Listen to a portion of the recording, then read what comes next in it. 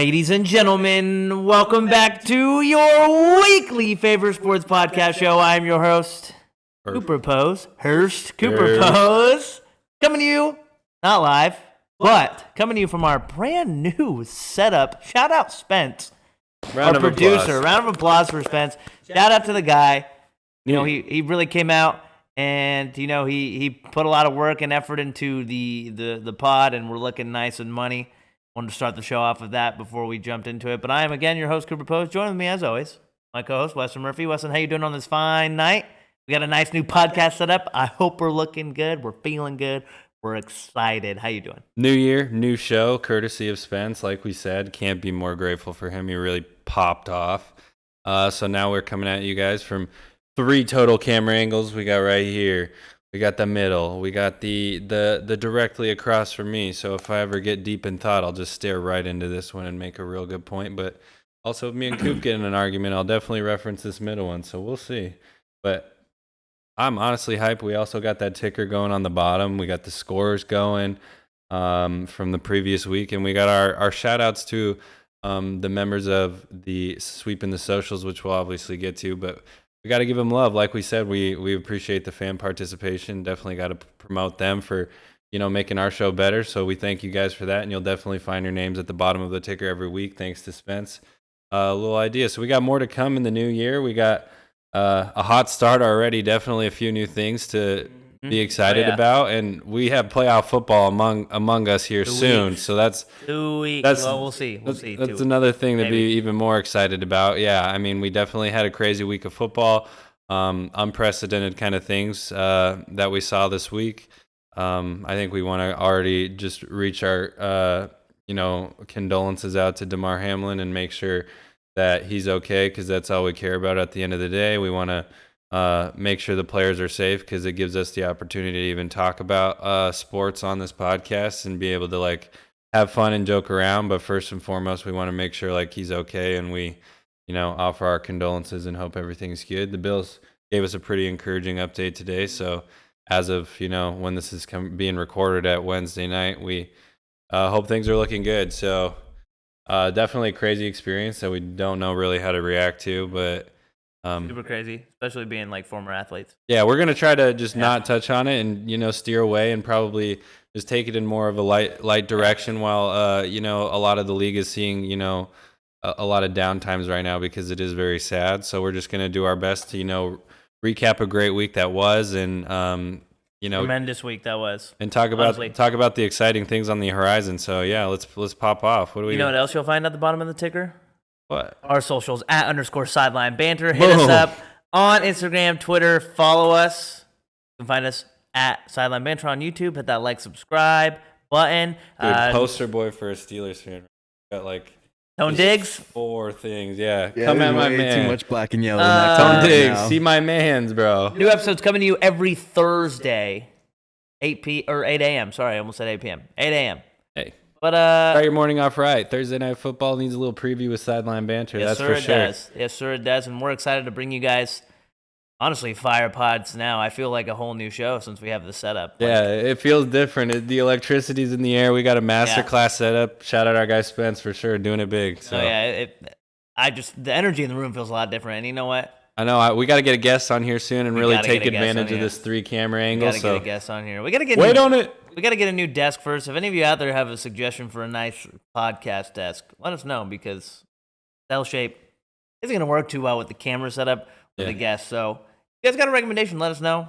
We're trying to find something cool, but let's get to those socials, huh? Let's sweep them socials. We had a lot of interaction again. Shout out everybody who participated. You'll find their Instagram handlers on the bottom on the ticker.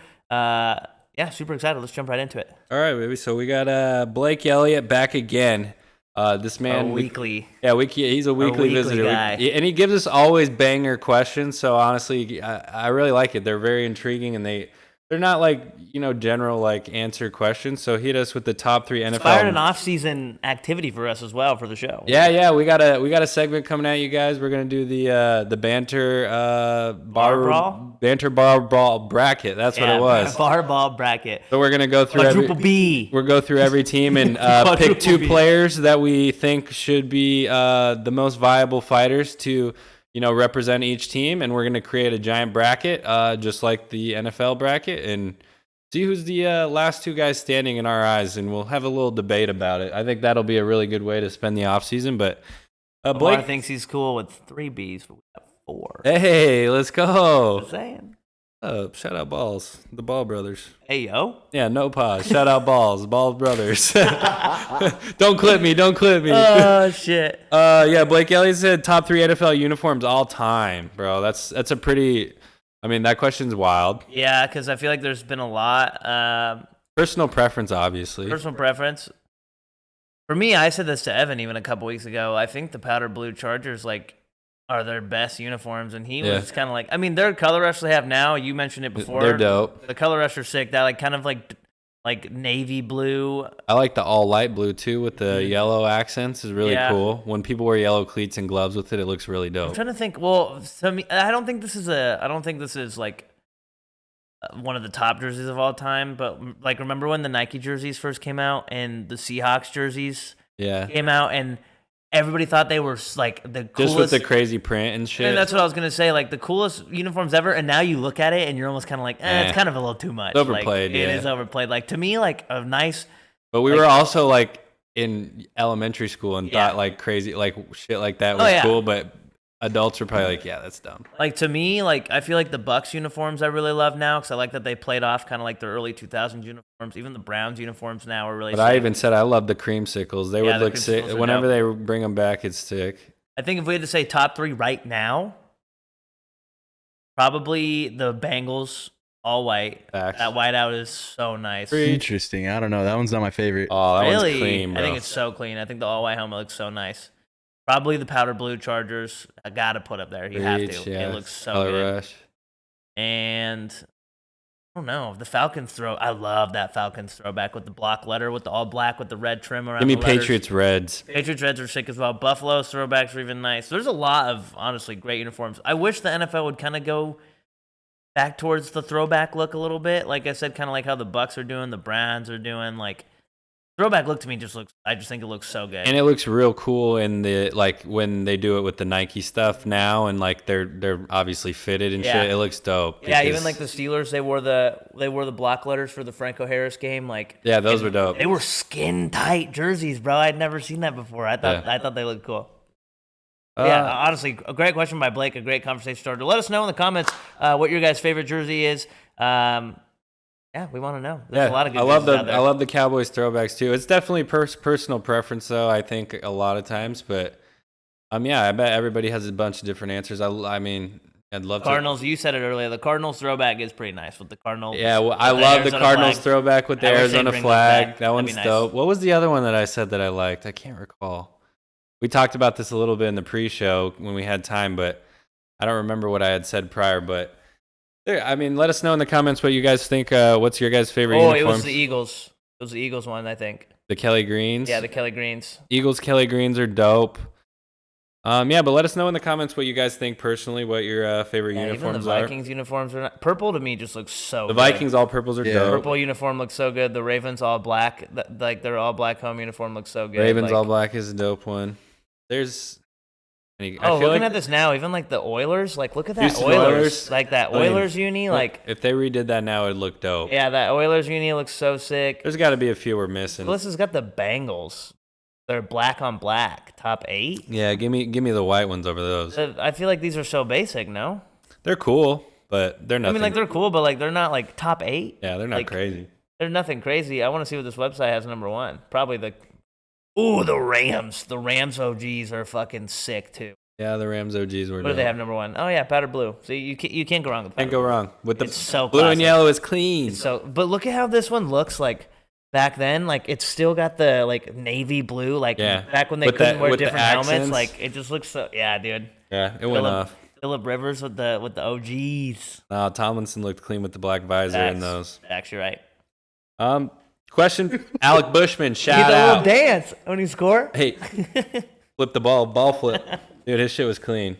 Alec Bushman, shout out. Question: how could fantasy championship fairly be settled after Bengals Bills cancellation? So yeah, we already referenced it. Shout out DeMar Hamlin. We hope you're all right.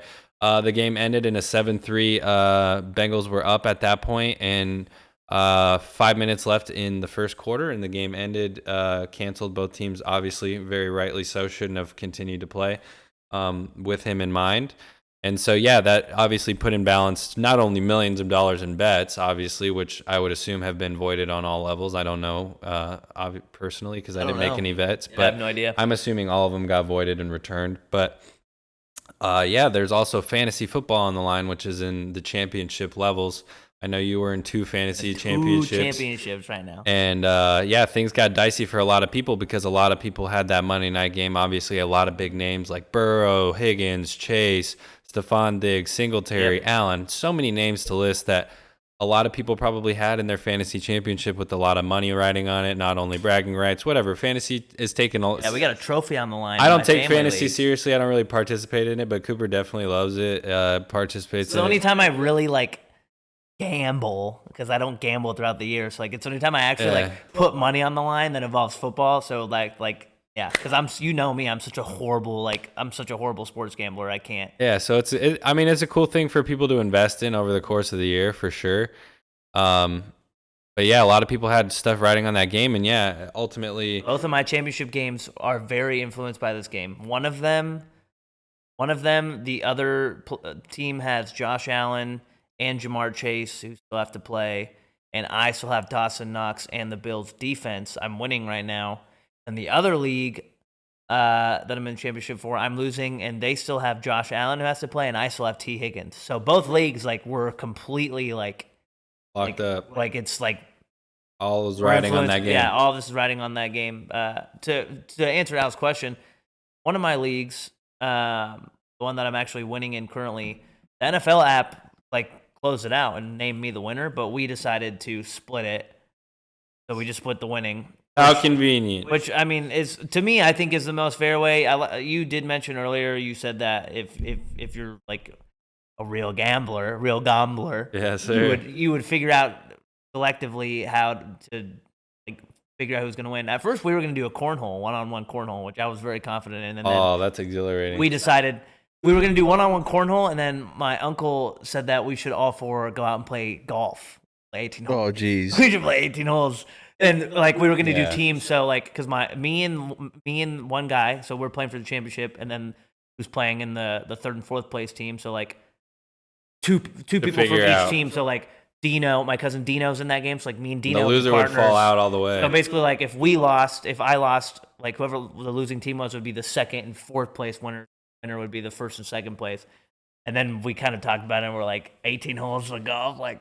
It might get a little intense. So we decided to just split it. But I honestly agree with you. In my case, since I am in the championship game, it is easy for me to obviously say, let's just split it. Let's just split the winnings. But I easy do money. agree. It would be exciting if you could come up with a way.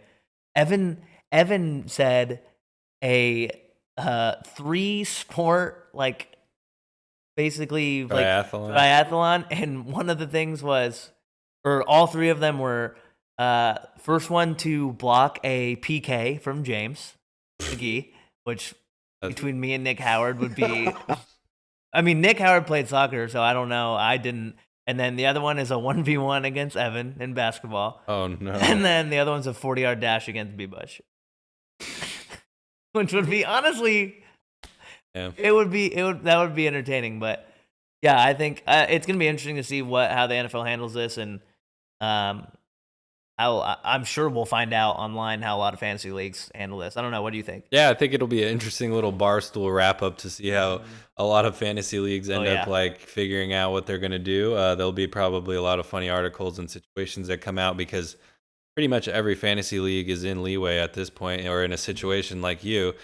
So ESPN seems to be the only one that hasn't declared a winner. Like I said, the other one I'm in is NFL, and they've literally said my team won. Every time I check ESPN, it doesn't say anybody's a winner yet. Yeah, so I don't know, Al. I think that's definitely something that people are gonna have to figure out at the top if they're really trying to win the whole pot and go in for it all.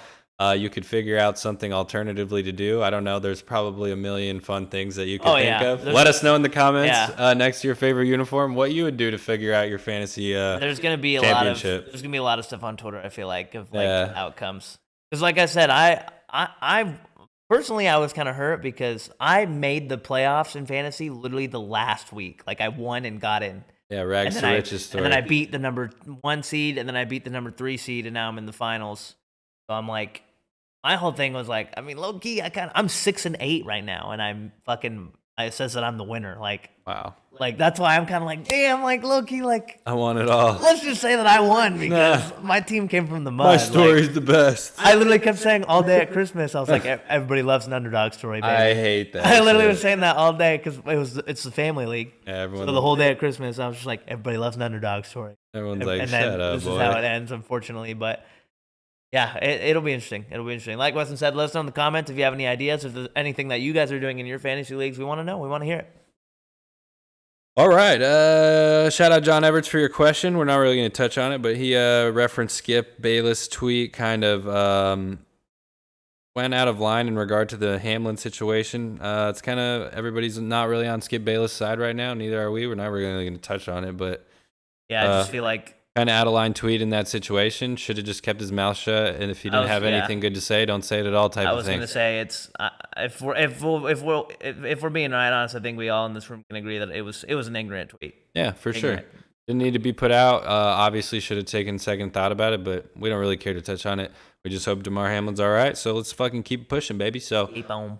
But shout out John Everts for your question. We appreciate that for sure. Check out that ticker on the bottom, by the way. Yeah, slide that ticker because you're gonna be on there if you ask questions. So fucking get on our post and ask our question. Pretty much, that's what I'm trying to say. Hey yo.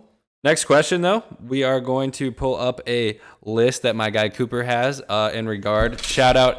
Whoa, my guy needs to calm down. First off, shout out my guy Evan Gilbert.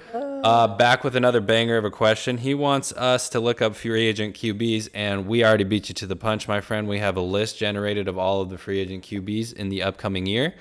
And he wants to know who's going to be the most sought-after guy. Who do we like to be a good free agent pickup out of this plethora of quarterbacks that are pretty much available at the end of the year? So read them off, baby. Let's get it. There is a long list, and I got this thanks shout out to the Pat McAfee show. Shout out the boys. Potential available QBs. Here is the list, and it's kind of a long list, so bear with me. We got Lamar Jackson, Tom Brady, Daniel Jones, who is going to get signed. New York's already said that. Yeah, they're going to give him a fat bag. He's going to get more than Dak. Derek Carr, I think. All right, let me get through the list. We'll talk about it. Derek Carr, Jimmy G, Ryan Tannehill, Geno Smith, Baker, Sam Darnold, Andy Dalton, Jordan Love, very interesting. Mike White, Zach Wilson, Taylor Heineke, Matt Ryan, Carson Wentz, Jameis Winston, Marcus Mariota, Mitch Trubisky. You send me that list too? I will send it to you right now. But that is a very long list, which is also, if we're being real here, 80% of this list is filled with talent. Realistically, when you look at it, not all those guys are going to be starters. But when you look at this list and you look at past years of available quarterbacks, this is probably the most impressive offseason we've seen in probably a really long time. And considering a lot of those guys will go unsigned, unclaimed, I think they're going to be available mid-season when guys get injured or so on and so forth. Like a lot of them are going to be backups or playing in the wins kind of. I think it's going to be really interesting. Well, let's do this. Let's look at the list.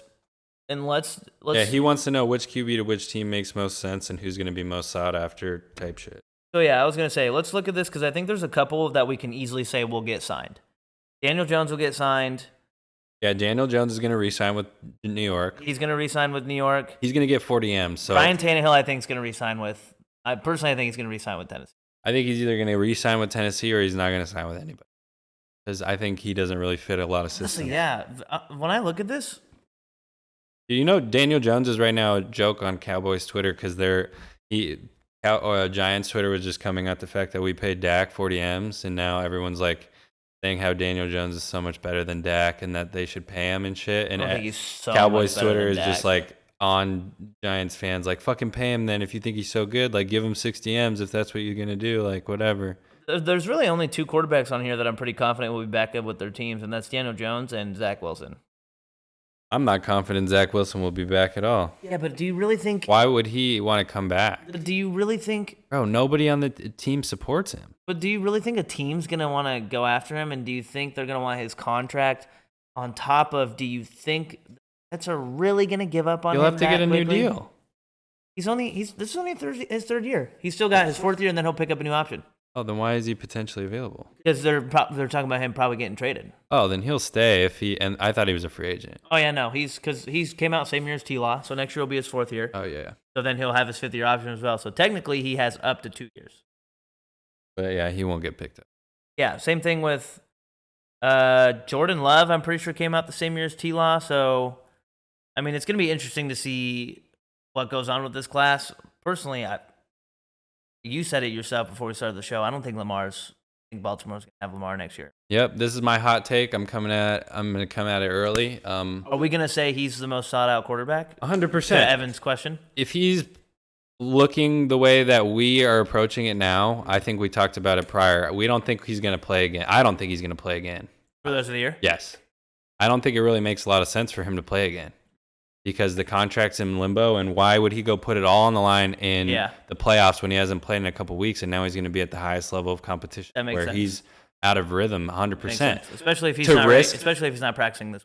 Because why would he risk a contract where it's going to be all dependent on how he performs in the playoffs, come back in the playoffs at a clear disadvantage?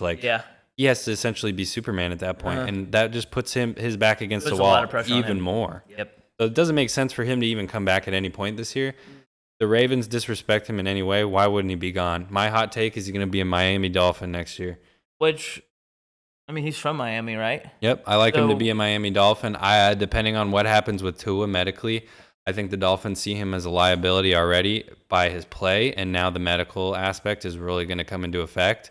The Dolphins understand what they have around them. If they get a quarterback who really... they're a quarterback away from, actually contending. Yeah, 100%. One more defender and a quarterback, they are a scary-ass team, dude. And that's the thing. If they got Lamar, he equates for... He picks up a defender that you don't have to pick up on the defense and makes you instantly better on offense because he can convert, he can get every first down, and he can... Dude, him with Tyreek, being able to get out of the pocket and throw the ball up to Tyreek and Waddle is a scary thought, dude. So I honestly think him and Mike McDaniel would be also a perfect fit for each other. I really like Miami to attack it hard. If he's available, I like them to put all the chips on the table to get him. I agree. And I could see Lamar being a Miami Dolphin next year. That's my hot take now. I feel like a lot of people want to go to Miami because they're building a really strong foundation. Obviously, they have a great team. But they have no first-round pick. They have no first-round pick. But, I mean, if you can go out and get a guy like Lamar who's clearly one of the best quarterbacks in the league, clearly showing his worth with Baltimore being somewhat a dicey team. I mean, they haven't lost as many games as I personally thought that they were going to, but they haven't won in very impressive fashion like they usually do with Lamar. They haven't put up any points with Tyler Huntley. Yeah, I mean, they just put up 10 points last week. So inconsistent, too. 13 points last week against the Steelers, whose defense isn't that great, but, I mean, we've had a hard time stopping a lot of teams this year. Our defense has kept us in a lot of games, but Huntley just hasn't looked like a guy who can take the Ravens on a deep playoff run. You've said it yourself. He's got kind of a weak arm as well, especially compared to Lamar. Arm. Very bad mechanics, too. He is a watered-down version of Lamar, and that's why I think Baltimore was convinced that they would have some sort of success with him at quarterback because we had seen it in years past. They built him up from an undrafted free agent, though. But he fits the system, so they need to have a player like that. That's why I think they probably were banking on them still being able to win some games without Lamar, and I said, they have, but they haven't.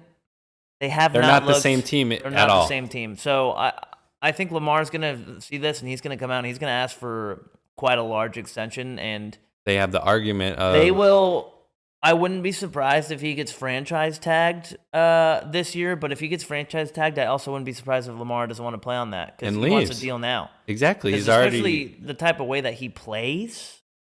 He's a guy who's gonna want money right now, and he wants a long term because 1 year the way he plays is not insurance. It's ultimately a liability playing the way he does, like relying on his legs and being. I mean, he beefed up and did what he needed to do in the offseason, but we still are going to see Lamar take a lot of hits, and that's not something that you want to be investing in yourself for only 1 year at a time. Like, you want a team to put everything into you, and that's what we've seen the Ravens do so far, schematically and draft-wise. They've literally done everything to put Lamar in the best position to win and done everything to pretty much build their organization around him.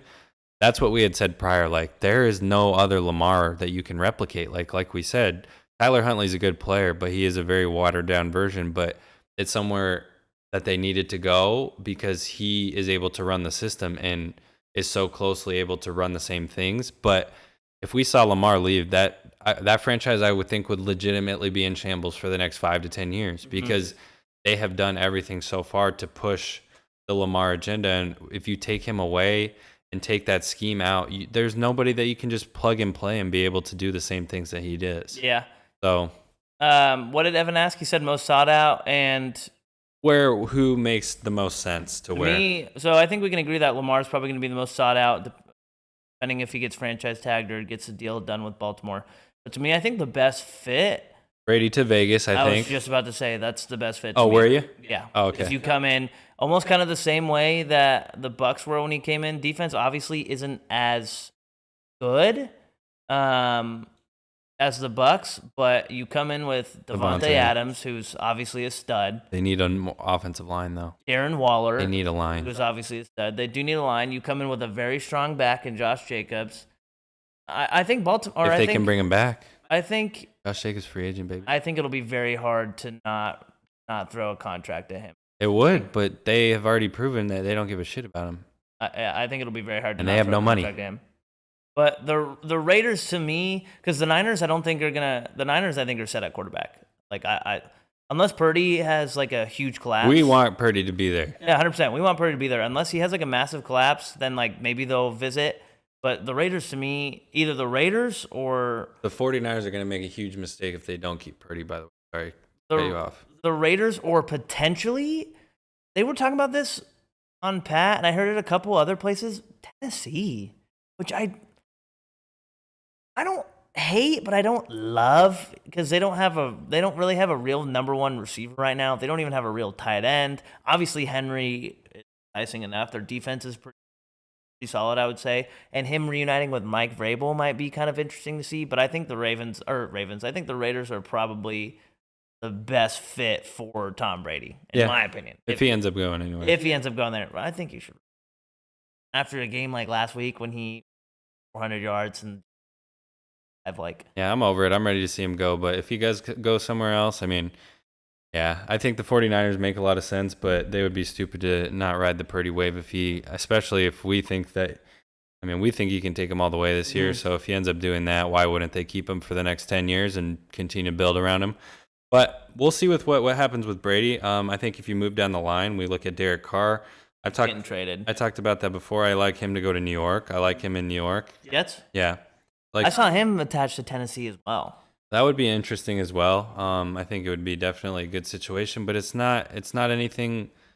You're not looking at anything even better than what the situation is in Oakland right now. So I'm not really sure if that's. Yeah, I guess you're right. Their situation is honestly, the Titans' situation.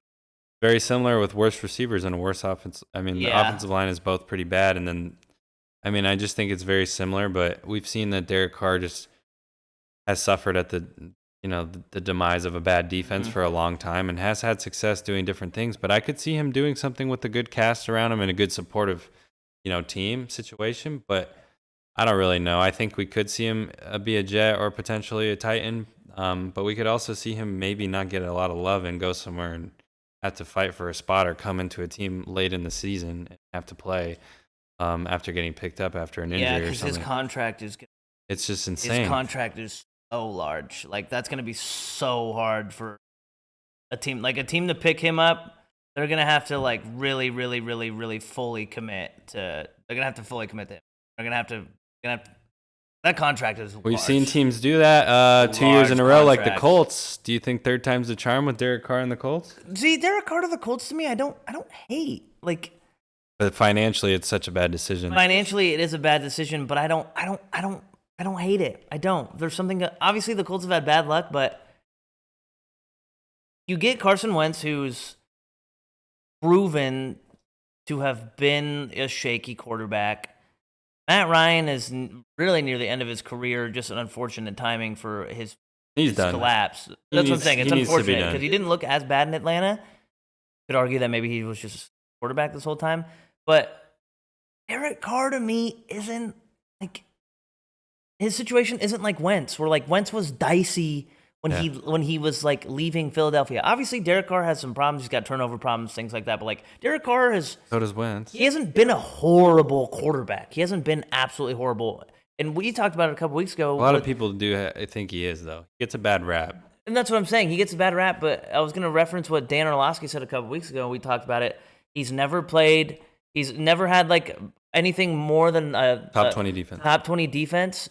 And his offenses have never been that great either. He's been bounced around from coach to coach. Like he hasn't had a stable situation. He hasn't had a stable situation. I'd be interested to see like what head coach Indianapolis hires. I think they're going to probably get their head coach first before they address the quarterback situation. Need to. But yeah, I don't know. Derek Carr to the Colts, I don't hate.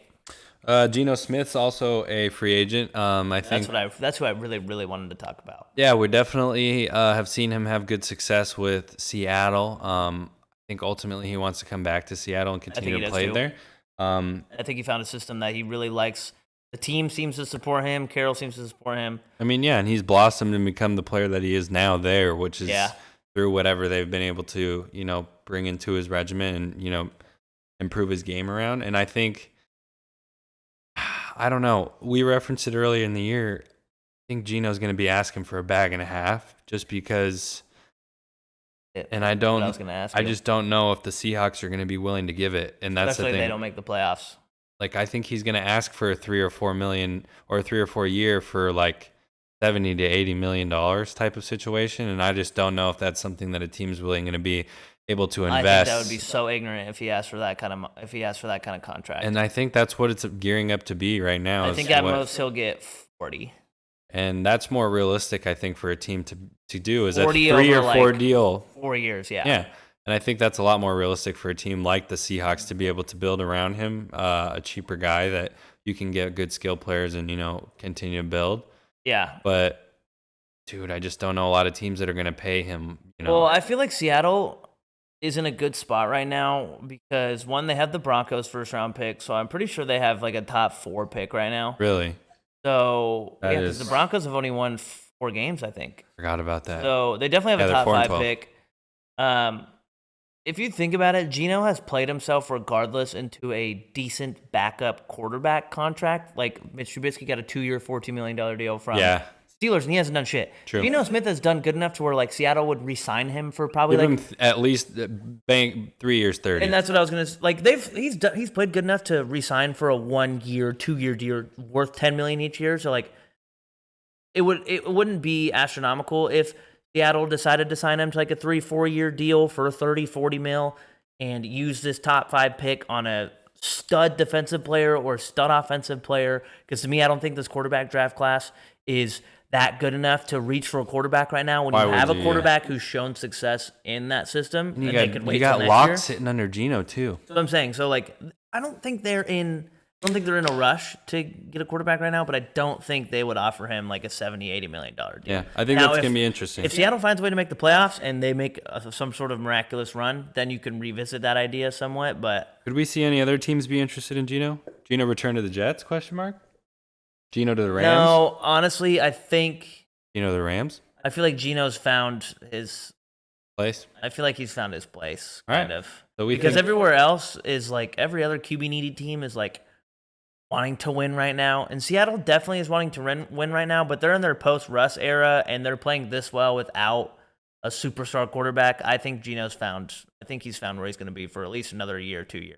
All right. We also got Baker Mayfield. I think we're going to see him re-sign with the Rams. I hope he re-signs with the Rams. On a small deal. I think that's the best situation for him. I've seen a lot of Rams social media saying they want him back. Unless McVay retires, shockingly, that is the only really way I'll see Baker leave. But if McVay's gone, there's no way Baker stays. So yeah, that makes sense. Baker's played well enough under this Rams system to, I think, earn obviously a backup role with the team, but I think he's played well enough for a team to sign him and consider him he could go into camp and in a competition. Yeah, that makes for sense. sure. I think he's always going to bring that juice just because he is that number 1 overall pick and Heisman guy that you're going to have to compete Got when that he comes swagger in there. to him. Yeah, like he is the kind of guy where he could just go off at camp and a team like, oh yeah, we're gonna name him the starter or give like, him a chance. Good. Yeah, for sure.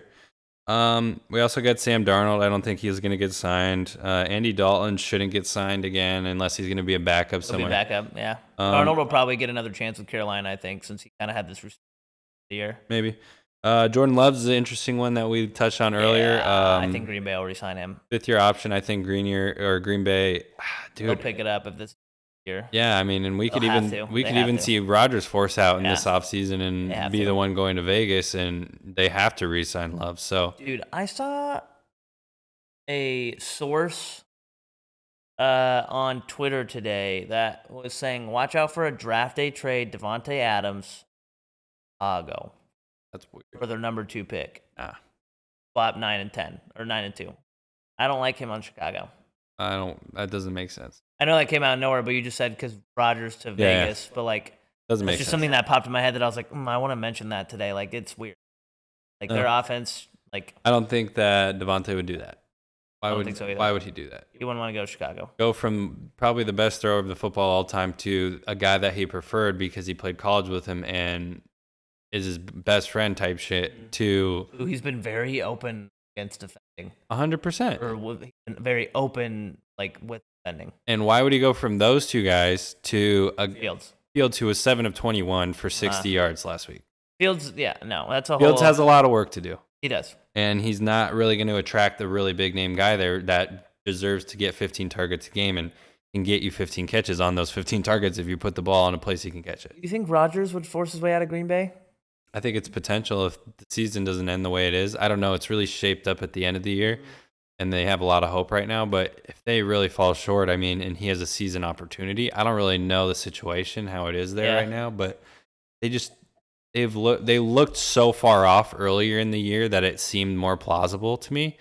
So maybe it's a little bit less likely now, but you really never know with Rodgers. So yeah. What about him retiring? You don't think he's going to retire? That's also a possibility.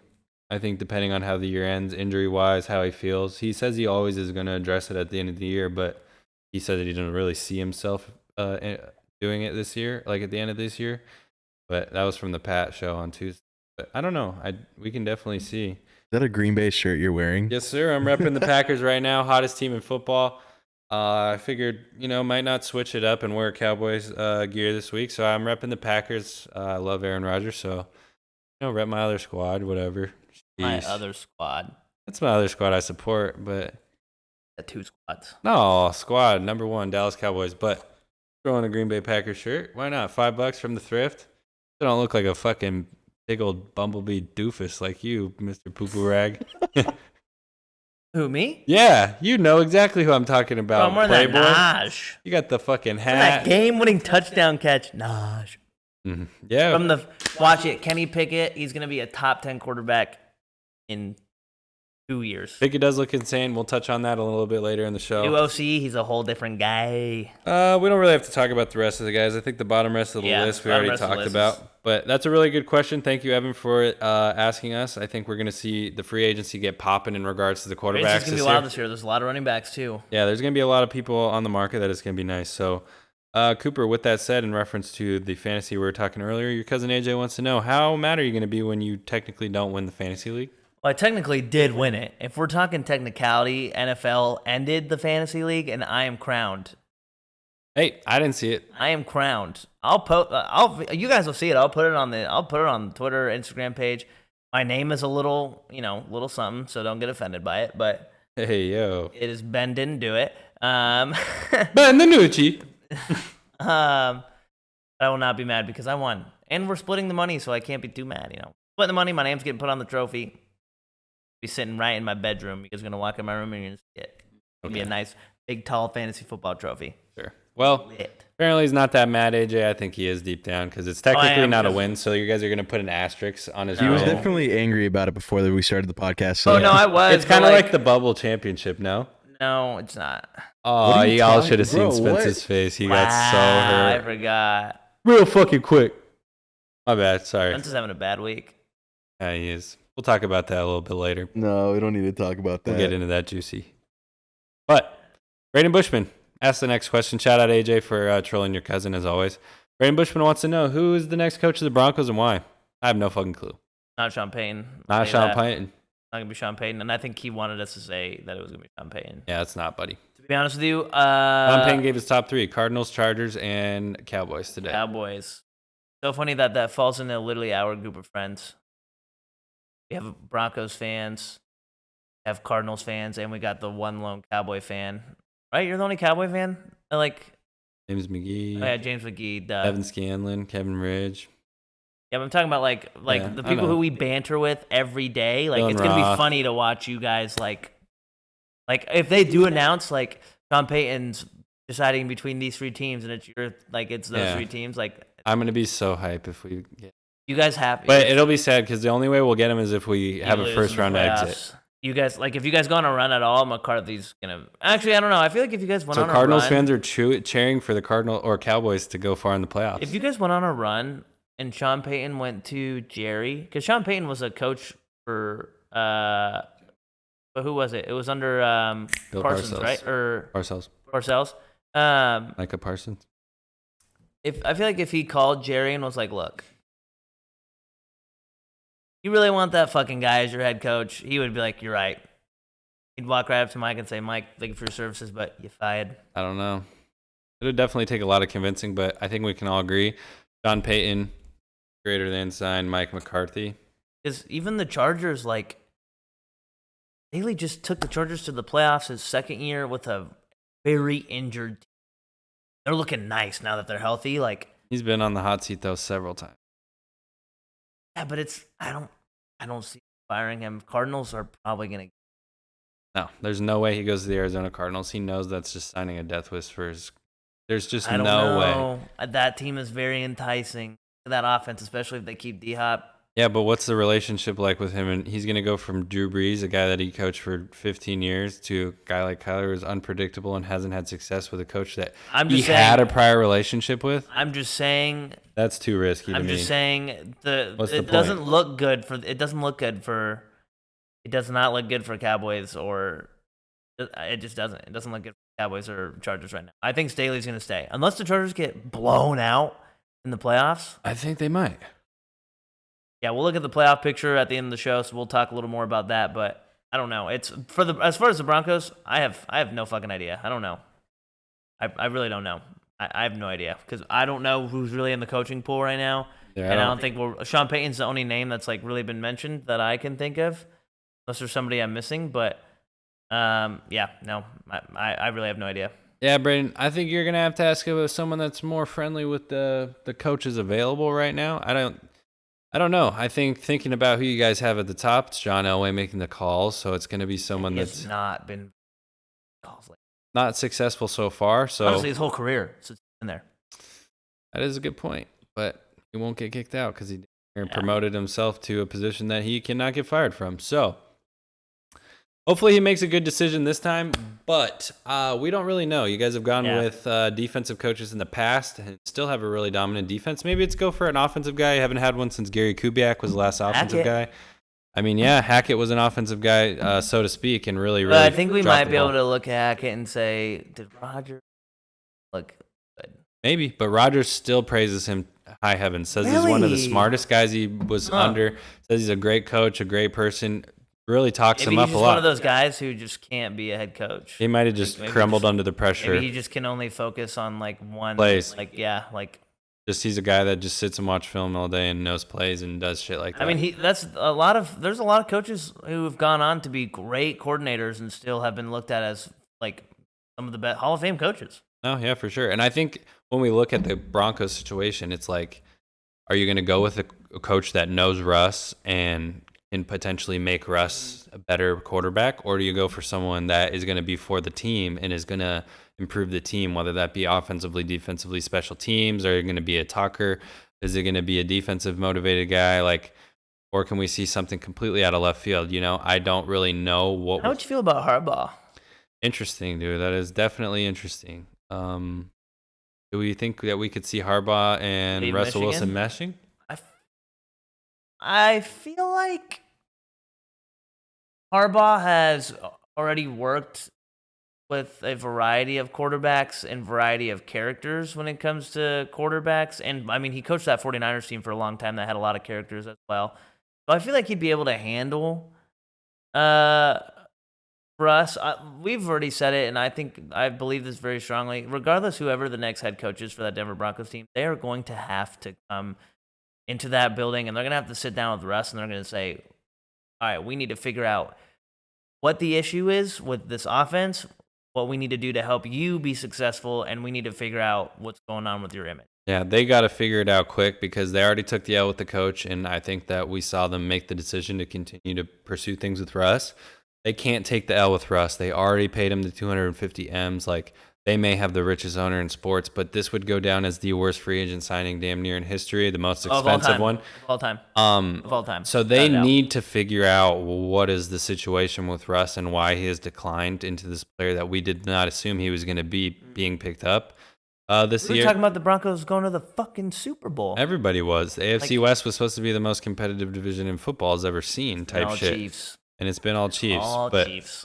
Yeah, I think that the coaching situation there will be really dependent on whether they go with the Russell Wilson wave or they're going to ride the team completely to figure out what they're going to do to uplift the team around Russell.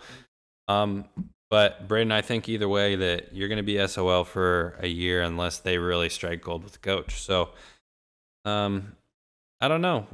You'll have to check back in with us when they make some headway on who they're going to look for as a coach. But that was sweeping the socials this week, so everybody find your name down below, and we appreciate you guys for participating. But we're going to move on to want to talk a little bowl madness? I'm down. You got the Bulls pulled up? I got a little bit of college football. We had a games crazy... were electrifying. The New Year's 6 games. New Year's 6 was probably the best that, I've seen in quite some time. Spence. And we had a buddy over there that was real sad about the outcome of one of the games. As many of you know, I'm just waiting for Weston to bring it up. If you're a weekly, watcher, listener. We talk about the fight on. Yeah, our producer Spence is a massive USC Trojan fan. Took that massive L this weekend in the Green Wave. It was not a good weekend for him, to say the least. And I'm not trying to roast by any means. Weston might, but it was a very unfortunate weekend if you're a USC fan. Probably losing to Tulane's biggest win in program history. 100%. 100%. They were 2-11 last year. They have the number 1 overall pick for the NFL draft next year, and they beat them. And but that game was not his fault. It wasn't. He played amazing. Not at all. He had what? He had 400 passing yards, 5 touchdowns, right? Something like that. He had 5 touchdowns. Yeah, he went sicko mode. And 462 passing. I think he had 70 rushing. Or no, not 70. Maybe he had like 30 rushing. Regardless, at the end of the day, it was not his fault. But talk about an electrifying game. That's why you love bowl season, because a team like Tulane, who I'm not going to say they got lucky this year with the miraculous season that they had, but they're in the AAC. They were 2-11 last year, and they just played USC, and it was the Citrus Bowl, right? Yep. No, it was a Cotton Bowl. Cotton Bowl, you're right. Cotton Bowl, massive New Year's 6 game. AAC against the Pac-12's best. And a historically great college football team. Oh, yeah. Tulane would never even sniff of beating USC 10 years ago. They go into the Cotton Bowl, a massive game, and they beat them on just a wild last 5 minutes of that game. That's why you love bowl season. Look at TCU. Oh, yeah. TCU was unranked at the beginning of the year, and they're going to the championship game. I'm calling it right now. TCU's winning. TCU's winning that game Monday. I'm calling it right now. Well, I'll tell you what. If Mario Williams doesn't drop that kick return, or if he just lets it bounce out, we win that game, because that doesn't set us up for the safety. No, you're right. Just don't get a safety, and we would have won. No, 100%. They got a safety literally on that first play, right, of the drive? No, it was the second one. Perfect terms, though. It literally couldn't have happened any more perfect for the Green Wave. At the fucking, after leading the whole game, almost by 2 touchdowns for most of it.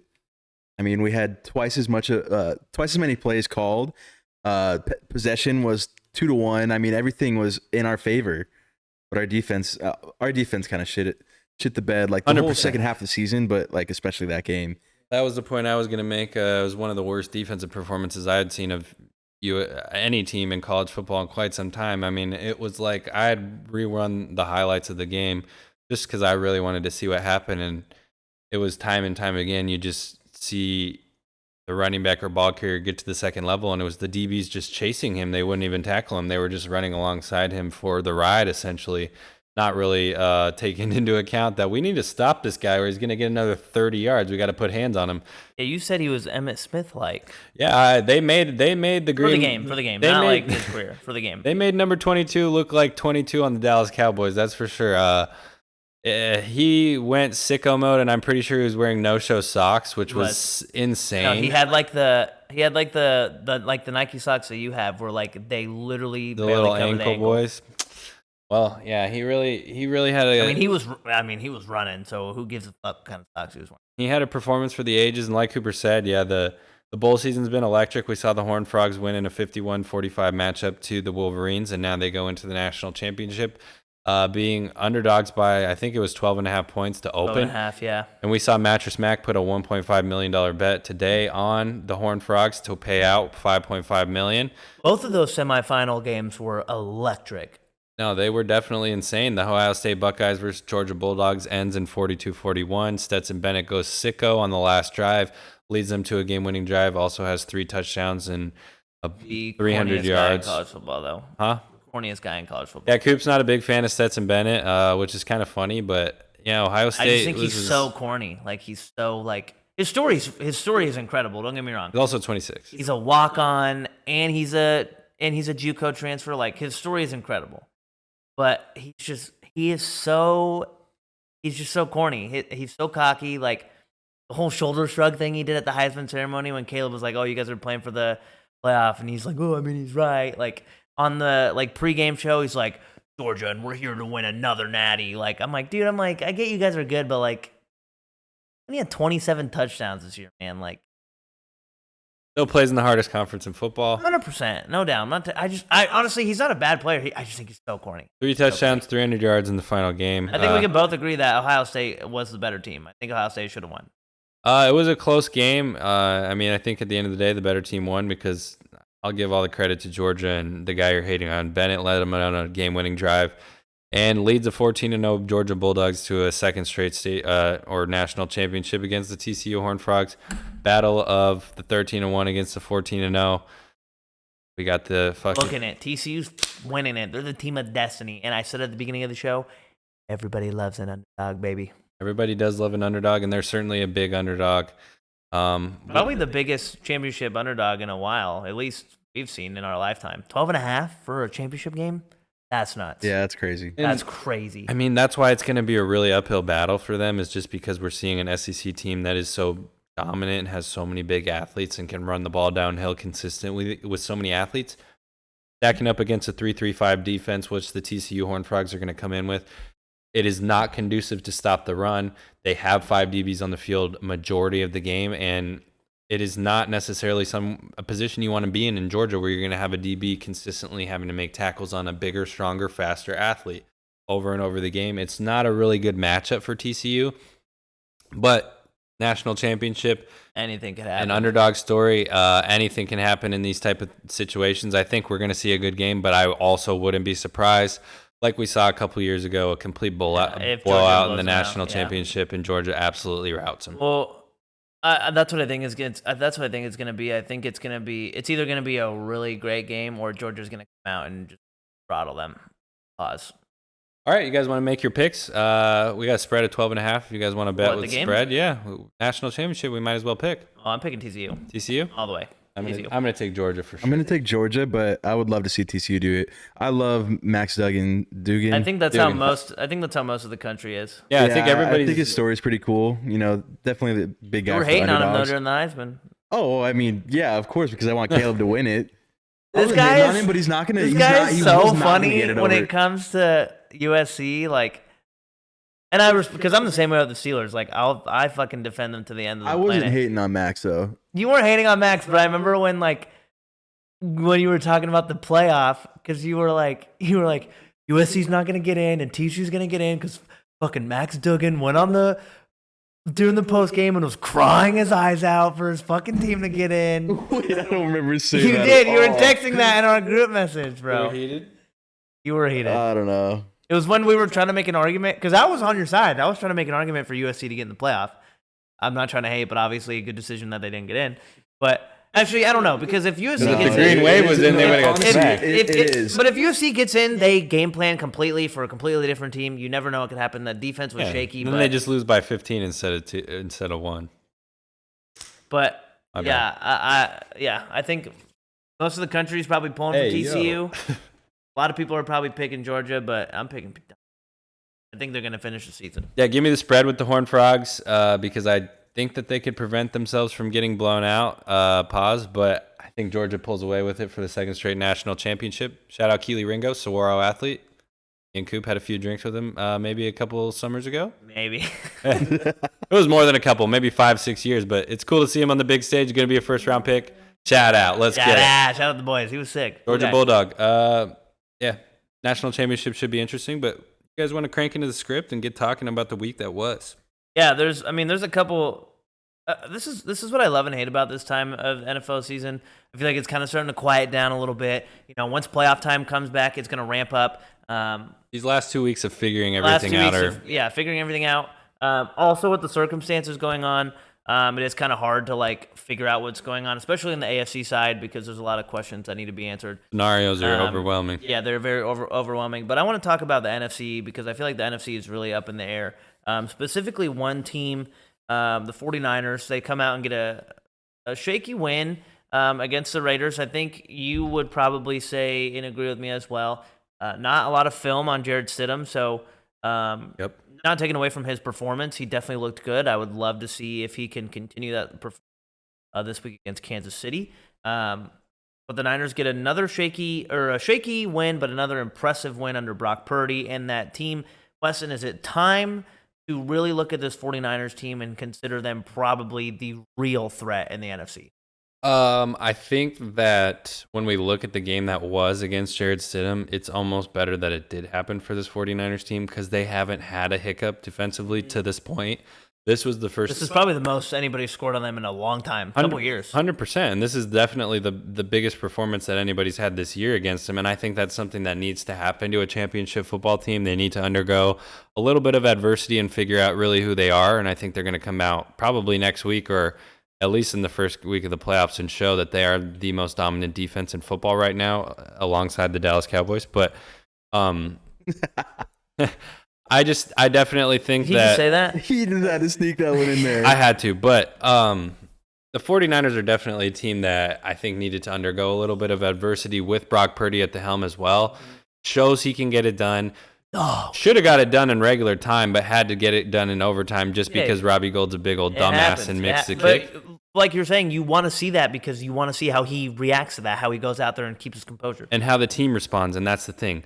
Brock Purdy, when we watched Robbie Gould miss the field goal and the camera was on Purdy, he literally spits in the ground, doesn't even bat an eye. He said, let's fucking go get the dub.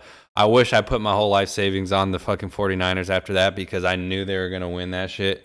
Brock Purdy's a dog, man. I think they continue to build, and this is a good thing to look back upon and say, you know what, we can really get better from this defensively and offensively. It shows that we can really compete. We put up, 21 points through 3 quarters and then got 13 to be able to push it in overtime when it really counted. And we really took a fluke kind of loss to a guy that we don't have film on in Jared Stidham, and I think that it shows they're a really complete team because they were able to find a way to win.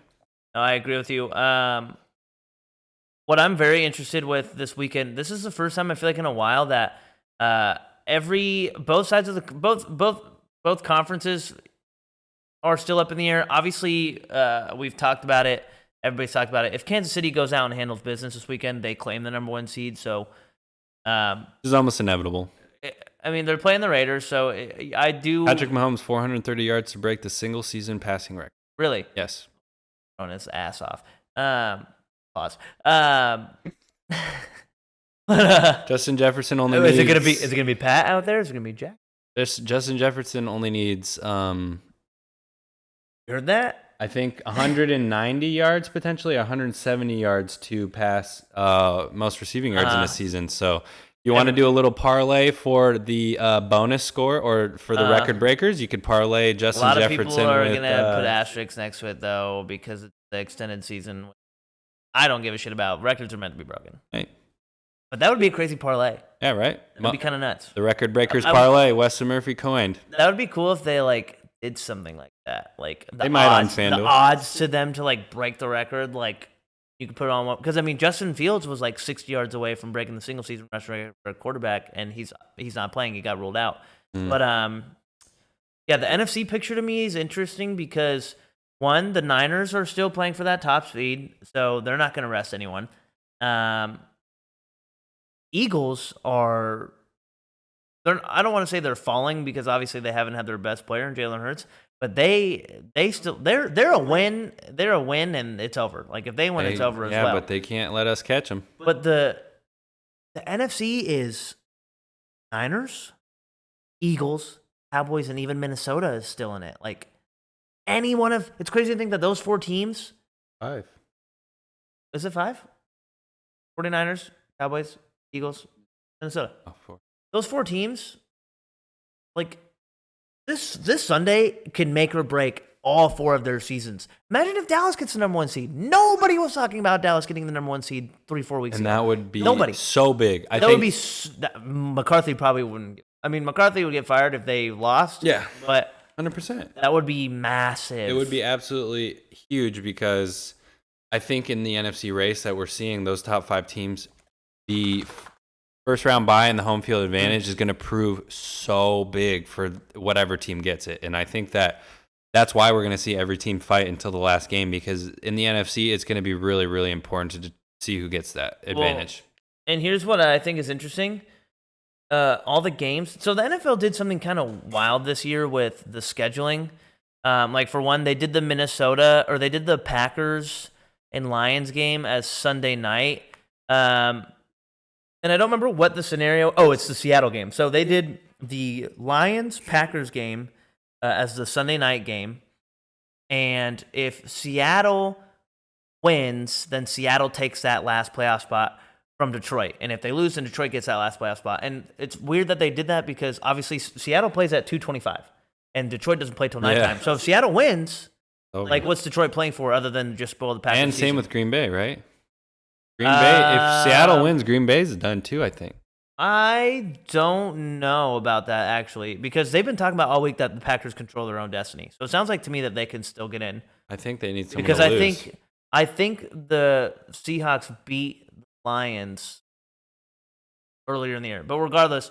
Situations are crazy. We're going to see a wild week of finishes. Here's what I love about the schedule, though. Where are the Vikings at? The Vikings, where the hell are the Vikings at? Well, regardless, the Niners play the Cardinals, 2:25. Cowboys play the Commanders, 2:25. Giants and Eagles play 25. So all those games. Giants have nothing to play for, so they might as well give the Eagles a win. Minnesota plays at 11, so it'll be interesting to see what happens with that game. But at the same time, I do agree with you because I was thinking about that today. They don't have anything to play for. Giants can't move up or down with a win or loss. But don't you think it wouldn't be a bad idea to play your starters and let them go in hot to the playoffs? The Giants team that's so injured like they have been the whole year, that's not something the only player that I really... And going into your first playoff under that regime, you might as well sit. The only player that I really, really was like, I would probably sit was Saquon. That was the first, like Danny Dimes. Or receivers, bro. They are so thin at receiver already. I don't think it would be a bad idea, though, to play Danny Dimes for like a half. Yeah. Maybe the first quarter, like if he's getting beat up by that Phillies defense, maybe pull him out for the first. Beat it up. But yeah, man, it's gonna be really close. Just like I think the MVP race is gonna be really close, and that's what I want to talk about as well. Do you think Jalen Hurts being out for this Eagles team and showing their struggles? I mean, 2 straight losses. Does this solidify that he is the top dog to win the MVP award? Who, Hurts? Hurts. Oh no, I think at this point it's Mahomes' award. You think so? Yeah, he's gonna break. Especially if he breaks that record. He's gonna break the record, and they'll give it to Mahomes. I think Mahomes went from minus 250 MVP to minus 850. Okay. In FanDuel Sportsbook odds over the weekend. Hurts being out these past couple weeks, I think, has really hurt, especially with the fact that Minshew played so well the first week and they played so bad the next week, showing that this team obviously really needs him. Hurts, obviously, really. So, I mean, they want to see Hurts play, and things that Mahomes has been doing. Obviously, throws a bad interception last week. Still figures out 5,048 yards right now. Still figures out to get a way to get the win. Just needs just under 400 or just over 400 yards to get the record for most passing yards in a season, and I think we're going to see him do it. So at that point, I think it's Mahomes' award, and like we kind of said, I think in prior weeks, it's almost a situation where it's like LeBron in the NBA. We could give it to Mahomes every year just because he's going to bring it every week.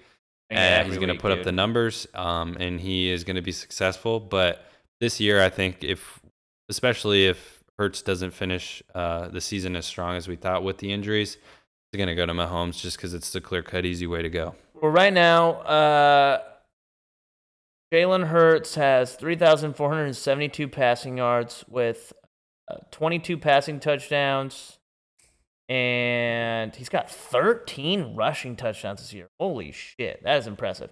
And Mahomes is sitting at 5,048 with 40 passing touchdowns alone. So I agree with you. It is probably Mahomes' award to win.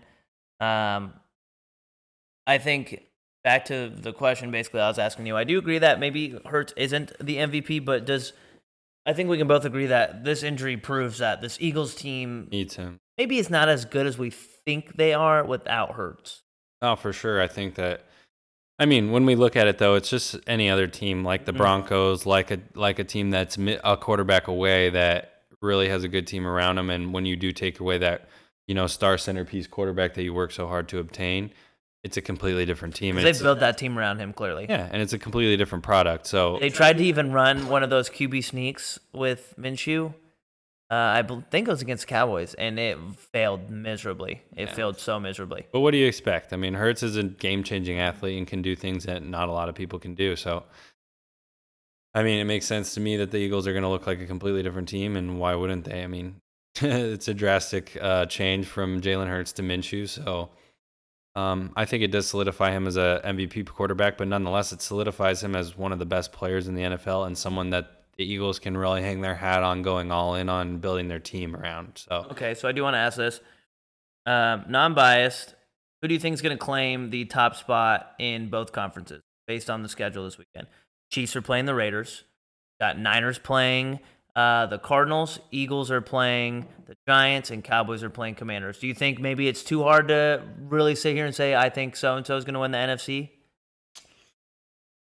I mean, it really is a toss-up. Because as far as I'm aware, the Eagles need to just win, and they win. They clinch the division, and I'm pretty sure they clinch the number one seed. Yeah, if Hurts plays, they're going to win. I mean, Giants don't really have anything to play for, like we referenced. They can't move up and down in the standings. So, definitely think that Eagles will probably solidify that first spot. But, I mean, anything can happen. Anything can happen. It's a divisional game, and I'm pretty sure the Giants lost to the Eagles in the first matchup, I want to say. Yeah. So they did. Odds are in the Giants' favor at this point, so it wouldn't be surprised if they could grind out a win. The Eagles have only lost to the Commanders and Saints and Cowboys. Oh yeah, I think it really could happen, and Giants could actually get lucky and pull one out, and really put a damper on the Eagles' parade, because it would be big if we could win and secure that number one spot. It would be huge for the Cowboys. So when I look at what I wanted to talk with you about this week, it really does all kind of focus around the playoff picture. So I think I kind of want to just dive right into that playoff picture. You want to pick, or you want to talk playoff? Because there's a lot of playoff scenarios going on this weekend. Me specifically, I'm watching. I'm going to be keeping my eyes on 3 games. It must be nice to have a team clinched already. I have to. This guy's gonna be sweating scenarios all day, bro. Yeah, I actually need to see what time those games are at. So Pittsburgh needs Patriots and Miami to lose, and we still need to win. We still need to beat Cleveland. Miami or Buffalo. New England plays Buffalo, which I haven't seen anything that has referenced this, but apparently, according to a source in my family fantasy football group message, apparently the Bills are mentioning that they might forfeit both games so that they can just focus on the playoffs right now, which I mean, obviously, that's wild. I understand, but I feel like if they're still up for the number one seed, I just don't see them doing that. I hope they don't, because then the Patriots would get the win and they would automatically get in the playoffs. Interesting. So you would get screwed. We would get screwed. That's interesting. The Bills could just fuck. And so would Miami. I don't, because I'm pretty sure Miami beat, or Patriots beat Miami once already, so I'm pretty sure they hold the tiebreaker. But yeah, because we need Miami to lose, we need New England to lose, and we need to beat Cleveland, and all three of our games are on at the same time in the morning. So interesting. Yeah, like I'm gonna be sweating bullets, and that'll be fun. It's so funny. Hey, you guys might not want to watch football with me that Sunday morning. Oh no. But Miami's a team I want to touch on too for this whole playoff picture. Miami. 4 or 5 weeks ago, we were talking about Miami being a sleeper team to maybe win the Super Bowl. Yeah, they might not even get in. And they might not even get in the playoffs. Crazy how things change, huh? Is this a clear sign that Tua might be gone? Hey, said it. I will say this before you say anything. It's kind of hard to point the finger at him when he has been injured. He's had 2 very scary concussions this year. But do you think that might be a sign of that Miami might just move on from him to begin with? Maybe keep him on the roster, but like, do you think? I mean, this team looks really good under McDaniel. They've been shaky. They started off 3-0, then went 0-3, and then started off 5-0, and now they're 0-5. I don't know. Like, how do you feel about this Miami team? Because we've already talked about it. You plug in Lamar Jackson into that team, they could go all the way.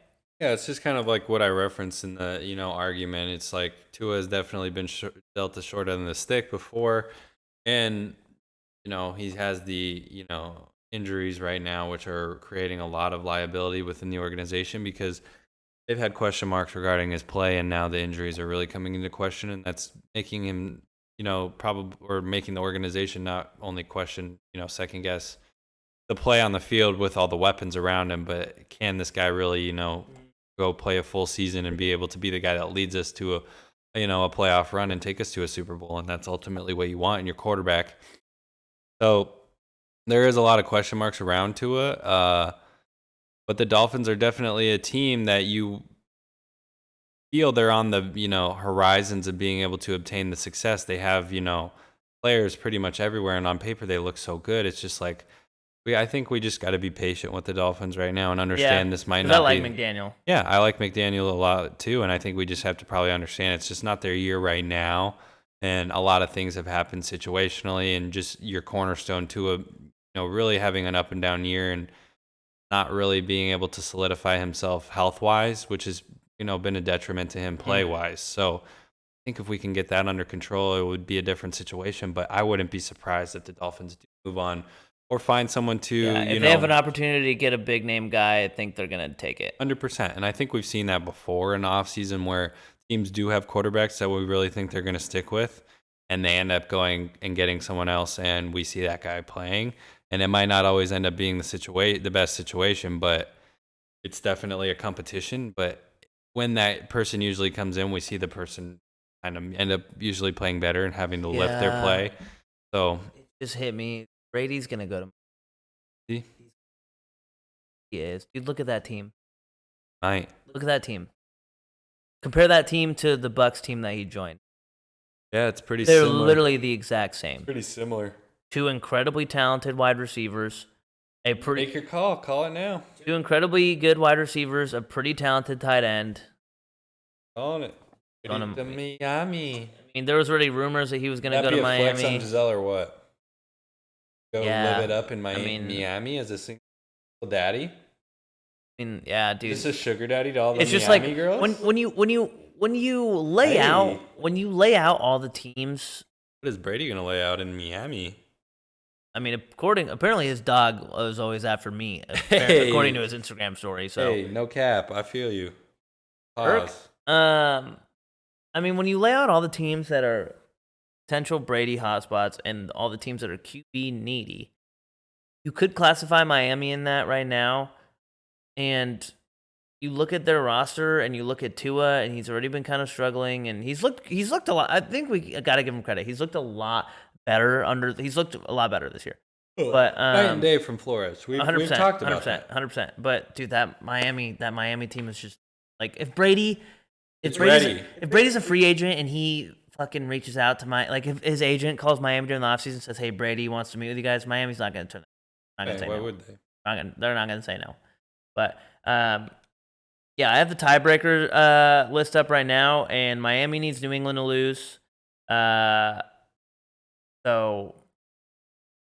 I mean, Miami could still get in because I think New England's going to lose Buffalo. Unless Buffalo goes full on rest their starters. The whole Buffalo situation, it's so hard to figure out. Touchy. We have no idea how to approach it. So right now the playoff picture is right now Kansas City's number 1 in AFC, Philadelphia's number 1 in the NFC. And then the matchups would be wild card games for AFC would be Bills versus Pats, Bengals versus Ravens, and Jacksonville versus Tennessee, or Jacksonville versus Los Angeles. And Los Angeles will play the winner of the Jacksonville-Tennessee game, which I think, if I'm a Chargers fan, I think I'd rather play Tennessee. I wouldn't want to play Jacksonville. They're a pretty hot team right now. In the NFC, we have Niners versus Seattle. We have Vikings versus Giants, and Cowboys revenge game against the Bucks. So need that right now. The playoff, because right now I think you guys beat the Bucks. You guys would Hopefully. go. You guys would go into Tampa, but I mean, right now the playoff picture is hot, and you maybe throw Rodgers into that NFC. Facts. It could get Rodgers against, because that's what it would be. Packers. If the Packers get that 7th seed, they play the Niners first round of the playoffs. Oh my gosh, that would be electric. Like, what more could you ask? Purdy for? knocks off both the goats in 1 year. Purdy knocks off both goats.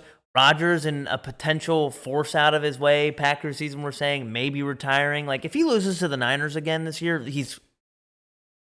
Could be so. that would be what, the third, fourth year in a row? Yeah. Like, what do you do at that point? Like, how do They you? do not stack up good against. And they don't. No, they don't. They don't at all. They don't at all. That defense would eat them against those receivers, and not discrediting and those that receivers, D-line. but yeah, Rodgers would have a bad time. That's what I think too. Rodgers would have a It's bad not a good time. matchup. Like, but how do you think Detroit would fare against that Niners team? I think that's an interesting matchup just because I don't. Detroit, it's like they've shown that they can play with anyone. Like, And I don't think whenever they anybody want. knows how to approach them. Whenever they want. Put up 41 points last week. Is a dangerous team the way you look, and the way Jared Goff's playing football right now, man's playing mistake-free football. At least last week against. He's proven that he can do some things. can be a franchise. Hey, he's not just McVay's little puppet. They can build a team around him, I think. They can build a team around him. And MCDC, he's got the boys looking. They're buzzing. But I'm excited for this weekend. And unless you have something else that you want to cover, we can jump straight to the picks. Yeah, dude. I think. We saw the Cowboys get a nice win against the Titans on Thursday night. Cardinals take another L. The Falcons by 1 point, which is last pretty weekend was disappointing. I want to talk about the Steelers game, but we don't have to. No, I want to talk about it, dude. It was definitely. Saw the Lions put up 41 against the Bears, which we talk about. Mahomes throws a bad pick against the Broncos to Simmons. They end up coming back and getting the win, 27-24. Like we said, Patriots beat Dolphins for the second time, 23-21. Giants whooped the Colts to be able to solidify their playoff spot. They clinched. Big move for Dable in his first year as the head coach for sure. Saints get a really surprise win over the Eagles. Minshew Very did surprising. And I just want to put on the record, I fucking wanted to pick them last week, and you guys bullied me into picking. It is fair. It would have been a big brain play. We saw the Saints get a nice 2 win. games behind because of that. Oh, I actually 3. I'm 3 games behind because of that bullshit. Hey, pick. yo. Hey, Saints we are didn't still make the fighting, pick man. for you though. I mean, they're out. I know, You but said- they're scrapping still. We didn't make the pick for you. Yeah, I literally decided. said Saints, and all 3 of you guys went, "Are you fucking stupid?" Hey, he broke. That's him. Yep, that's on you. Hey, don't say that's me. First you were saying I broke, and then last week you're saying I'm spreading shit. Hey, super spreader. Cooper, he's back. So we got Panthers taking L to Brady. Had a really good performance. Like we said, Mike Evans, 3 touchdowns, explosion. Deshaun Watson gets his first somewhat convincing win. Doesn't really play as well as the stat sheet might show with his 3 touchdowns. Amari Cooper pretty much did all the work for them in that game. 3 catches, 3 touchdowns. Yeah, he absolutely ate. 3 catches, 2 touchdowns, sorry. And 2 of them were very long after broken tackles.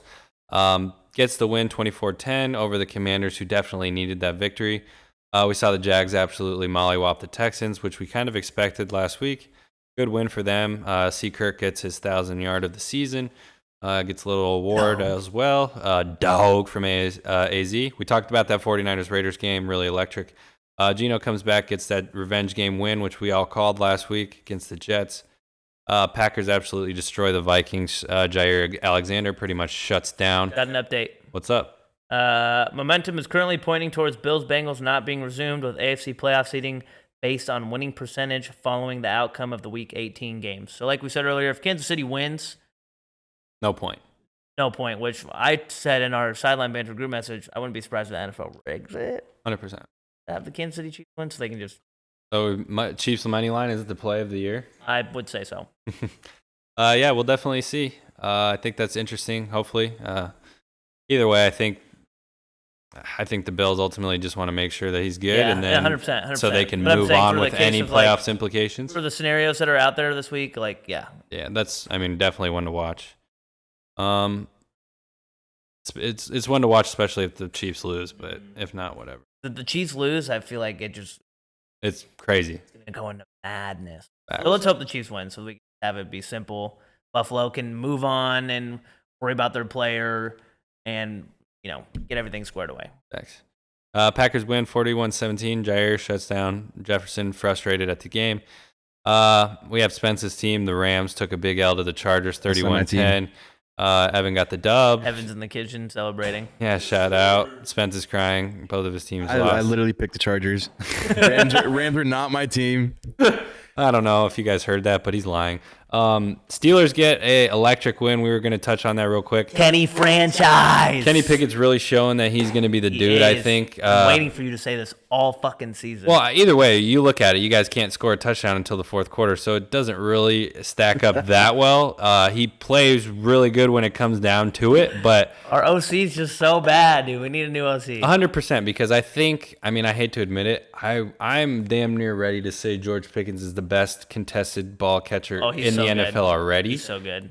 He has pretty much made every contested catch this year. If you put it on film, every one-on-one, he's pretty much come down with. Evans is agreeing with you. Evan's smirking because he wants to say, "Oh, Mike Will, dude, had a sick one-handed catch." No, George Pickens. True, but yeah, George Pickens though, I think right now is in a league of his own. With what he's doing, he's beating one-on-ones consistently, but it's just Kenny's really on a really uphill trajectory. But he's getting better every single week, even if it's by little baby steps. He's not making the same mistakes twice. Yeah. Going out there back-to-back weeks, leading game-winning drives on primetime football. No. Last week was the 50th anniversary of the Immaculate Reception, and then this week is for big playoff implications against the Ravens. Ravens week, yeah. Yeah. Sorry, I thought Evan was behind me.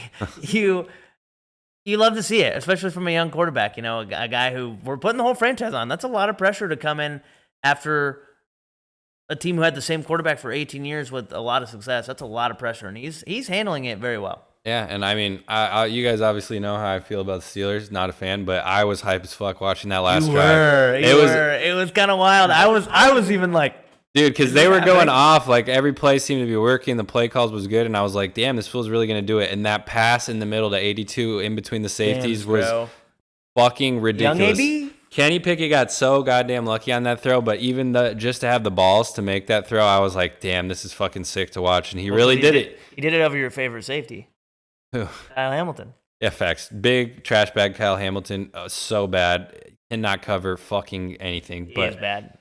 He's definitely a box. He's a box safety. He'll be kind of like Deion Buchanan, I think, at some point. He needs to get moved to linebacker. They're going to move him to linebacker. Yeah, it was sick. That last play was insane. Who would have thought Najee can even catch, let alone Kenny put it in the only place that he could get it? It was. Najee's got some hands. It was cool. Bama. Steelers win and get pretty lucky. I think at the end of the day, I mean, it's that you want to see them, win by more against a backup quarterback. I think for the Ravens. And put up more. Defense handles their own. We can say that the offense is the biggest problem right now. Yeah, you want to see more than 9 points through three and a half quarters. You want to see more than 3 field goals. Yeah, not even 9 points, yes, but 3 field goals. No, 100%. So, yeah, we saw a crazy week. Go ahead and make our picks for the next one. Oh yeah, I'm ready to go. All right, let's get it. So you got fucking. Want to lead it off, or you want me to lead it? My computer might have just died. Here, I'll let you do it because I know you like to. Give the scenarios. Interesting. All right. What do we got here? Oh, Kansas City Chiefs. After that close win, divisional opponent against the Denver Broncos last week, we got them going in to play the Las Vegas Raiders, who, obviously, that L last week. Give me Chiefs. Yeah, I think Chiefs need the win to be able to solidify that number 1 seed, and I don't think they're a team that faults in this position right now. Yeah, I got Chiefs. Chiefs sweep, baby. Evan, you got Chiefs? We got a guest pick. He's off the camera, but we'll definitely slide Evan's pick in there. We got another game for the division. So we got the Tennessee Titans coming off of a loss. Play the Jacksonville Jaguars coming off a big win, 31-3. This is for all the marbles, fellas. In Jacksonville, Jags favored by 6 points. 6:15 night game. I think it's going to be an electric one. It's going to be fun. I stumbled on this one, and as much as I want Josh Dobbs to win this game, I just think Jacksonville's too hot. I'm picking Jacksonville. Yeah, it's got to be Jacksonville. Yeah. Peterson is also I think he's got this team ready to go. Even last week, and they're like, I can rest your players. He's like, we play to win the game. Yeah, we play to win the game. It's that simple. I give me Jags. I think in a lot of other situations, I would go with Vrabel being coach of the year, a guy who has a player's coach. I just really think that Doug Peterson, like we said, is the X factor. They've never had a coach like this. They've never had a leader like this. Even watching the mic'd ups, they really rally around this guy. He's really good at talking to the team and gathering these people. It makes sense why he's a Super Bowl winning head coach. And he wrote a book about it. He won 1 Super Bowl and wrote a book. It makes sense though. The way that he was able to cultivate that Eagles team to go on that magical run, you can see it within the locker room of the Jaguars. I feel it within the Jaguars, and they're going to win the AFC South. Let's book it. Sweep for the Jags, baby. Yep. All right. We got the Detroit Lions off of a 41-10 victory against the Chicago Bears, another divisional opponent. Green Bay Packers favored 4.5 at Lambeau Field for all the marbles. This is a Sunday night game, right? Oh, yeah, this is a Sunday night game. Sorry, I went out of order, but I guess we'll pick Sunday night first. But 6:20 p.m., give me the Packers for sure. Yeah, I got the Packers. Got to. Do it. 4.5. Oh. Seahawks? Yeah. Yeah, and they're complete opposite times, which is so unfortunate. This game I had a really hard time with, especially considering that I'm down in the rankings. So I'm gonna go ahead and I made my pick earlier, and now I think I'm gonna regret it, but I'm gonna do it. Give me Lions. Interesting. You've been riding with the Lions all year? I mean, give me the might Lions. as well go down fighting with them. Give me the Lions. All right, on the opposite side of the game that we talked about, that's going to be the Saturday night game, the AFC South Shitter Bowl. We got the Houston Texans versus the Colts in the Who Gives a Fuck game. Wow, yeah. Holy shit. Seriously. Who gives a fuck less? We have Saturday's last game ever as an NFL head coach. Colts. Honestly, no, give me the Texans. Wait, yeah. Who's quarterback for the Colts? Foles is injured. Oh, yeah, that's right. Oh, wow, yeah. Texans. I picked... Yeah, but the Texans are playing for that number 1 pick. Against who? Who are they competing with again? With the Bears. Oh, really? I originally picked the Colts, but I didn't factor in Nick Foles being injured. Where is it at? It's in Indy. It's in Indy. Give me Colts. Yeah, give me Colts. Fuck, that's. I can't believe that's actually a hard game to pick. That's a really hard game. It's like the Leicester. It's just a shitter bowl. This is literally like the game that people say at the end of the year, the 2 worst teams play for the first round pick. Literally that game. Okay. I want to say Texans. Give me Texans, huh? Yeah, Texans. This is also what I love what the NFL is doing with the regular season schedule now. I love that the last 2 weeks are division games, so we get best important matchup games like this. Yeah. All right, Minnesota Vikings coming off of a tough loss last week where they looked like shit against the Packers. They're going to go ahead and play the Chicago Bears, who are also coming off of a big fat loss. No Justin Fields. Give me the Vikings favored by 7.5. Yep. Yeah, give me Vikings. Vikings for sure. I'm pretty sure Evan's going to pick. I could put Evan down for Vikings. There's no way he's picking Bears. All right, Baltimore Ravens coming off of a loss to the Pittsburgh Steelers last week. They're going to go travel to the Bengals. Obviously didn't finish their game last week. Going to be shaken up no matter what about the situation that they had to undergo on Monday night. Give me Bengals. I picked Bengals as well. Yeah, I got Bengals. Lamar plays is a different story, but we haven't heard about Lamar, so it's so hard to pick this Ravens team over the Bengals. No update on Lamar. Bengals haven't been able to put up any points. The way that the Ravens haven't been able to put up any points. The way the Bengals looked on offense last week, there's no way the Bengals or the Ravens can compete. They're playing for something. Oh, I guess. I mean, Baltimore's playing for the AFC North title still, but yeah, I mean the Bengals are still playing for that number 1 seed. So yeah. Bengals. Yeah. Okay. We have the New York Jets off of they lost last week, correct? Yeah. Gonna go ahead and visit AFC East, Miami Dolphins off of a loss as well. Jets are favored by 1 point. I'm picking the Jets strictly because I need them. Give me Dolphins at home. Yeah, I got the Dolphins. Gonna play quarterback for them. Teddy Bridgewater's got a broken pinky. Who was not playing? He's got a concussion. Yeah. Mike White is he going to be playing? Or I mean, Zach? I'm picking Mike White and Zach Wilson over. I think it's Skylar Thompson. Oh fuck, Skylar Thompson. Give me Jets. Yeah, no, I know. Jets? Dude, Skylar Thompson sucks. Rappaport did say on Jets. Rappaport did report that Bridgewater is trying to play, but he's got a broken pinky. I'm pretty sure it's on his throwing hand. Skylar Thompson.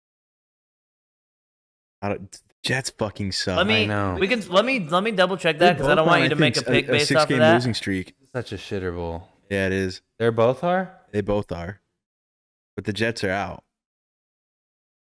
Yeah, Dolphins need to win, right? Yeah. Dolphins. Give me Dolphins. Yeah. Ooh. Dolphins actually signed Mike Glennon today, which doesn't entice me anymore. But ew, that's so gross. yeah, it says with their season on the line, I hate that. Miami dude. Dolphins are turning to Mike Glennon. The team. What if we had the giraffe bowl? Mike Glennon versus Flacco. He has a dislocated pinky on his throwing hand. Dolphins. Yeah. He was replaced by rookie. Oh yeah. It's gonna be either Skylar Thompson or Mike Glennon. Fins up. Who you got, Coop? Oh, going Jets. I'm going Jets for sure, without a doubt. I literally need them to win. The Dolphins need to win. All right. I want the Dolphins to win. Carolina Panthers, after a close loss where they took the L to Brady last week, going to go ahead and visit the Saints in the Superdome after a win for the New Orleans Saints, where they beat one of the best teams in football in the Eagles. Saints are favored by 3.5. Give me the Saints. This is actually my upset. I'm going to go Panthers. I'm going Panthers as well. I think they finish hot. Yeah, I think so too. I like Sam Darnold right now. Yeah, I like the way the Saints played. I think that they're too good at home. I'm just concerned about being able to stop the run. But I don't think that Sam Darnold plays good in the Superdome, so I want the Saints. I respect that. All right. We have the New England Patriots, who come off of I believe a win against the Jets last week. Going to go ahead and play the Buffalo Bills, who obviously had the situation on Monday. This is listed as an NA currently because we don't know if we're going to actually get this game or not. So there is no spread and there is no point total. Is it actually listed as NA? Yeah. Really? Yeah, so I think all of us are going to say Bills. Buffalo favored by 7. Oh, yeah, it gives me no stats. Yeah, he's on. I pulled it because I have the games pulled up on thescore.com, and you have yours on ESPN, huh? Yeah. Well, regardless, I think we're all going to pick Buffalo, right? Yeah, if they play Bill sweep for sure. Just too much emotion riding in the game. We obviously prayers out to DeMar, make sure that DeMar is good first. But I think Bills are unanimous here. If they need to, continue to play for the number 1 seed, they're going to get the win. You guys going to pick Bills? Yeah, I got Bills. All right. Cool. You got Bills? Yeah, we both do. Okay. If this game doesn't get played, we're just not going to score those, right? Yeah. Right. Okay, cool. All right, we have the Tampa Bay Buccaneers coming off of a really good performance for the 3 touchdowns from Mike Evans and Brady, looking like old Brady kind of, 400-yard performance. Going to go ahead and play the Atlanta Falcons in Atlanta after the Bucs already secured the division. Falcons are favored by 4. I think that the Bucs would probably rest. Would you like to let the world know? Oh. Da-da-dun. I officially won the bet. Cooper owes me $50 because the Bucs won the division, like I had said. Because he counted out the GOAT, of course. And they were playing so bad at the time I made that bet, and the Falcons were looking decent. That's when Patterson was eating, so I thought he was gonna carry the like we said all year, never count out Brady, never count out Rodgers. I made a mistake. Brady comes back and makes me $50. And a mistake. With that said, I'd like to publicly donate it to Spence for all the hard work that he's done on the podcast for us so far. Wow, So Coop okay. can go ahead and send that $50 right We'll into send that Spence. $50 to Spence. That's crazy. Hey, I appreciate it. We got 3 cameras Hey. now, so you deserve it more than me. Hey, Scoop. Oh, we Thanks, got more Weston. than 3 cameras. We got 3 cameras. We got a ticker at the bottom of the screen. Yeah. Oh, and we got a display for the people too. They're We got a watching us make these display for picks. the people for the picks. We're going to use that display for more stuff on the pod once we get more plans put together. It's going to be electrifying. 2023 coming at you hard from Sideline Banter. No Whoa. cap. No pause either. Whoa! Yes, sir. 3 cameras coming at you all day. Sean Watson after a win last week. Whoa, wait. We got to pick. I got Bucks. Oh, shit. Yeah, sorry, you're I right. didn't pick. Yeah, This game is kind of tough to pick, though. I had a It hard doesn't time matter picking for this the game. Bucks, though, does it? It doesn't matter, but Brady's not resting. Oh, he isn't? Because He's the Bucks playing. are He's the, never- he's they won the never division, rested. so they're guaranteed 4th seed regardless. Bucks? Yeah, because they won the division, so they're 4th seed no matter what. So why? It doesn't matter. It doesn't, but I still think that Brady's going to play like, setting the tone for the playoffs. Actually, I don't know. I don't think. I think I saw something that I think I did see something that said Bulls said that they didn't plan on resting regardless. Well, Brady hasn't rested any time like in his career. Whenever he's locked, he said he's not going to start now. So Give me Bucks. Give me I Bucks. feel like Even with that said, like he's going to go in there and Why try are Falcons to show favored out. by 4? is it at Atlanta? Yeah, I do Home field is I do not see that much, though. Give Yeah. me Bucks regardless. Yeah, I'll take Give me Bucks, Bucks too. regardless. Fuck it. Yeah. Maybe they're getting hot at the right time. All right. We have Deshaun Watson off a 24-10 win last week. They're going to go ahead and visit the Pittsburgh Steelers. This is an intriguing matchup as the Browns start to cook a little bit offensively. This game scares me. We see the Steelers get a really close win on the last drive, not able to put up really any points consistently in the last couple weeks. And the Browns have a really good defense. I think we're going to see a low-scoring game again. Steelers are favored by 2.5. Who do we like? I like the Steelers. Hey, you already know who I'm picking.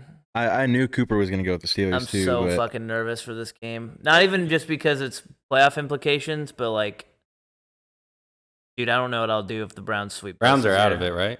Yeah, they're completely out of it. Yeah.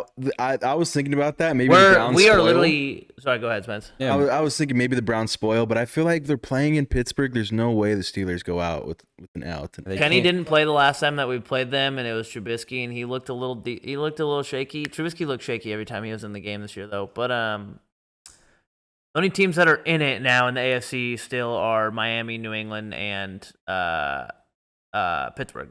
So Cleveland could definitely play spoiler.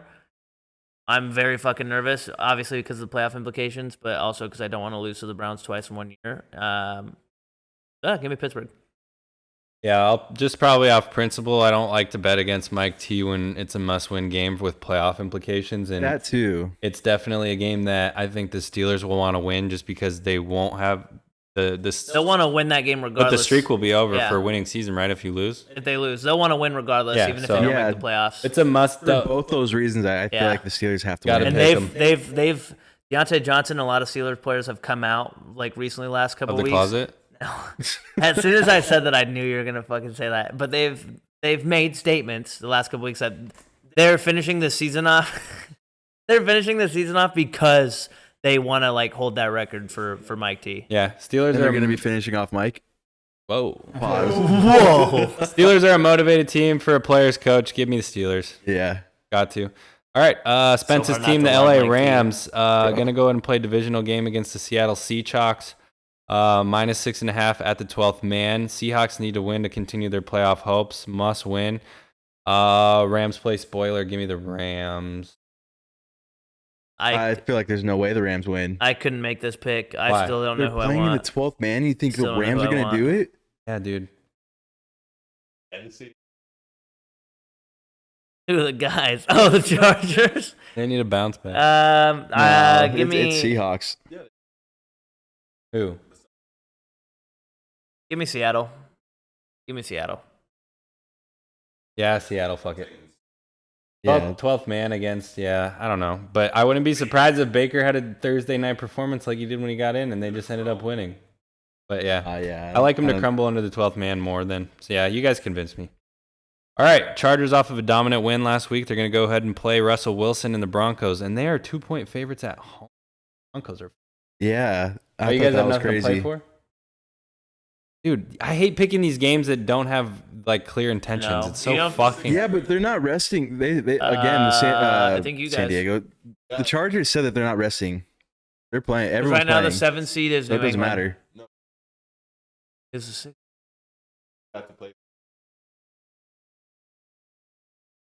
Yeah, that's right. Because the Jags are 4 right now, so you guys would play. You guys are playing the Jags. You guys, we had the playoff picture up. You guys are playing them for sure. Whoever wins that game. So then, who's the 6th seed?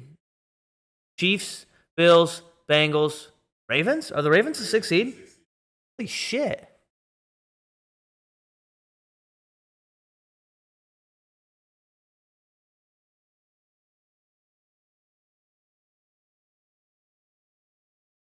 Give me Chargers. Chargers. Yeah. Yeah, that's what I mentioned earlier. That you guys. That's why I don't think Staley's gonna get fired. Keep it pushing, but it's going to be a hard win, I think. The Broncos are playing, still good on defense. I mean, man, Sean Payton's gonna end. He's gonna land in the Cardinals' lap. I hope not. Fuck that.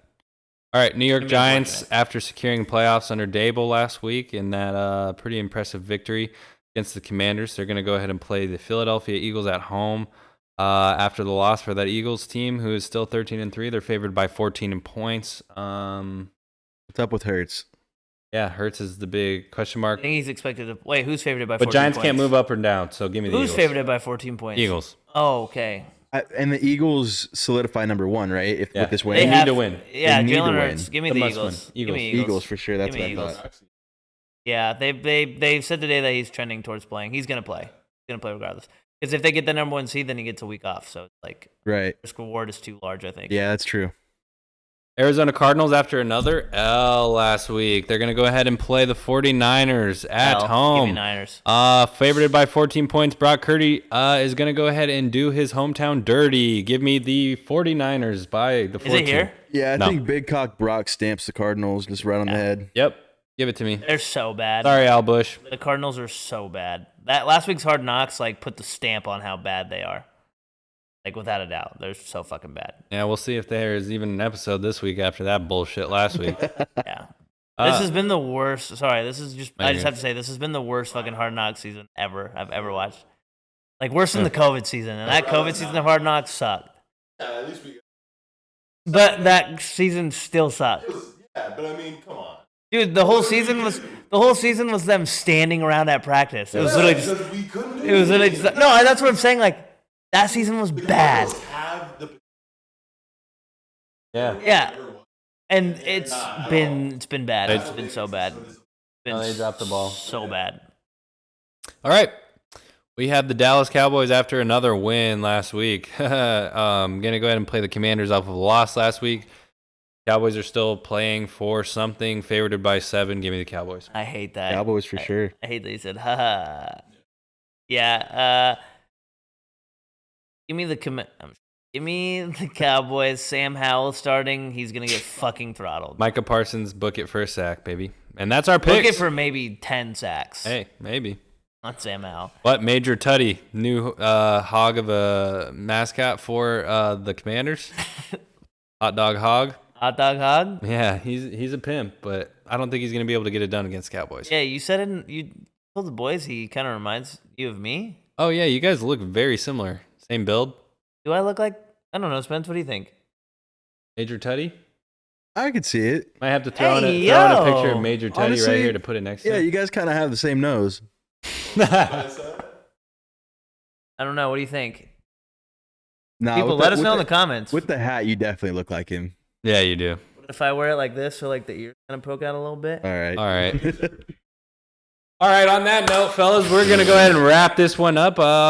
This was another installment of Sideline Banter, but we had our picks going. I think that we're definitely going to be in store for a great week of football. Great weekend. Everybody, please pray that the Steelers make the fucking playoffs. I can't live in a household where my 2 roommates' teams are going to be watching football next week, and I might not be. So please, please, please, just please. Yeah, because they care. Do you I do, because you know what? I want to see Kenny make the playoffs. bounced by Josh Allen? He needs to go. That's what. Experience in the first year is That's what I'm big. saying. Well, and at this point, the reason why I want them to make it is because at first we were playing for a good draft pick. Now our draft pick's going to be the same regardless. So why not Fuck it. Go to the playoffs and see what we can do. But as Weston said, another great installment of Sideline Banter. Thank you guys for watching. Thank you guys for listening. Find us at _Sideline Banter on Instagram and Twitter. Sideline Banter on YouTube, Apple Music, and Spotify. New episodes every morning. New episode. Not every morning. Every Thursday morning. Every Thursday morning at 8 o'clock uploaded. Shout out Spencer again for making us look like an actual podcast tonight. You're going to get $50 in your account here real soon. And thanks, guys. We hope you guys have a fantastic weekend of football. Everybody stay safe out there.